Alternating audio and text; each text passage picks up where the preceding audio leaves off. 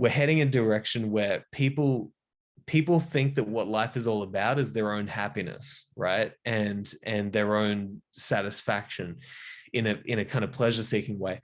I think Stoicism, in many ways, you could see it as almost a counterbalance to that impulse in our society at the moment, where people are saying, well, hang on, maybe that's not exactly what I'm going to get the most meaning out of. And maybe I actually need to take a more, a lot of people take a very kind of ascetic route through Stoicism, being very disciplined. It's about being resilient. We hear this all the time. Stoicism is about being resilient and, like hard nosed and, down the line, no bullshit sort of thing. It's like, and I think you could possibly see Stoicism as a counterbalance to what we see going on in the culture, where some people are kind of rebelling against the normal pleasure-seeking way of doing things and saying there's deeper meaning to be found by becoming a more resilient, strong person, having a sophisticated philosophical understanding of what is right, what is wrong, what's worth seeking, what's not worth seeking. So yeah, I kind of see it as that, like it's a counterbalance to what we see. Yeah. Is there, in that counterbalance, is there compassion and service or duty as well in Stoicism, or is it just about, or do you see it as just about the? Yeah, look, I admit that, the way that I portray this counterbalance is it's almost like a caricature of what people usually think of Stoicism. And of course,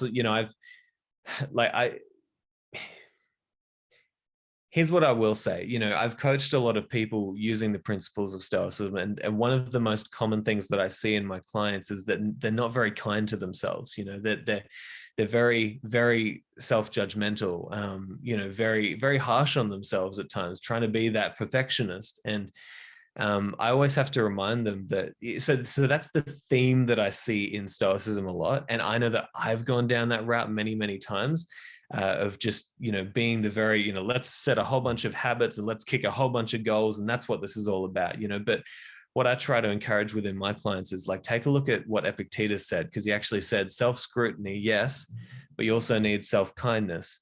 And those two balance themselves out, so even within the counterbalance to our culture, you need a counterbalance within that culture that we're setting up here. And you need to take a look. Yeah, the Stoics, of course, they had compassion. It's a very well-rounded philosophy if you're willing to dig deeper into it and pay attention to the things that might not be standing out to you immediately when you get into a philosophy. But and so, in the same way that to a hammer everything looks like a nail, if you kind of are a little bbit tired of the kind of pleasure-seeking world that's out there, and you're not really getting the meaning that you would like out of life, and then you jump into something where you're encouraged to take responsibility and to be the best version of yourself you can be, and to try and push yourself to new heights of your own understanding of yourself, like perhaps you're going to go down a bit more of a judgmental route, because you're going into this thinking, I've got so many problems that I need to fix. And so I try to pull people back from that, and say like, there's a real soft side to Stoicism that is so necessary. It's so necessary for true personal growth.